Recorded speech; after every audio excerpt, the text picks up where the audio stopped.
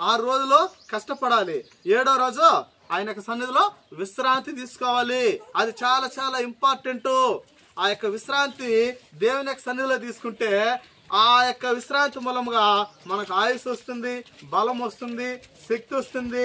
దేవునిలో దృఢంగా బలంగా ఎదగడానికి దేవుని యొక్క ఆత్మకు అది మనకు ఆహారమై ఉన్నది.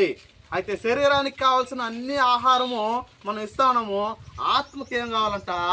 ఆత్మీయ ఆహారం కావాలి, ఈ యొక్క వాక్కు కావాలి, దేవుని యొక్క మాట కావాలి.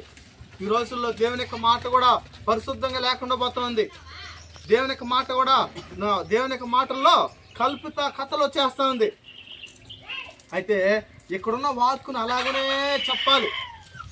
అయితే దేవుని యొక్క మాటని మనుషుల యొక్క మాటలతో ఏం చేస్తారో దాన్ని జత చేస్తారు. ఏమవుతుంది అప్పుడు? దేవుని యొక్క ఆత్మ ఆరిపోతుంది. మనిషి యొక్క మాట అయ్యో మనుషులు చెప్పేది దైవోపదేశంలో నమ్ముతారంట. దాని మూలంగా ఏం కూడా ఉపయోగము లేదు, దుర్బోధ ఎక్కువైపోతుంది. అయితే దేవుడు తెలియజేస్తున్నాడు, దేవుని యొక్క మాట మాటగానే ఉండాలి, ఆయన వాక్కు వాక్కుగానే ఉండాలి. ఆయన వాక్కుతోనే ఈ యొక్క సమస్తాన్ని దేవుడు సృష్టించినాడు. మాట, ఆయన మాట, దేవుడు ఈ యొక్క పరిశుద్ధ గ్రంథంలో ఉన్న ప్రతి వాక్కులు ఆయన ఇచ్చిందే, ఆయన తెలియజేసిందే. పరిశుద్ధ ఆత్మతో దేవుడు బయలుపాటు చేసి మనకు ఇచ్చిన యొక్క వాక్కులను మనం ఏం చేయాలంట? అనుసరించాలి.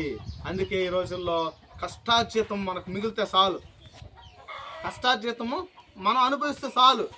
అయితే మన కష్టార్జితం వేరే వాళ్ళు అనుభవిస్తుంటారు. మనం కష్టపడతాము, మనం తీసుకొని వచ్చి ఏం చేస్తాము? వడ్డీ వాళ్ళకో, లేకపోతే రూమ్ రెంట్ వాళ్ళకో, లేకపోతే షాపుల కిరాయి షాప్కో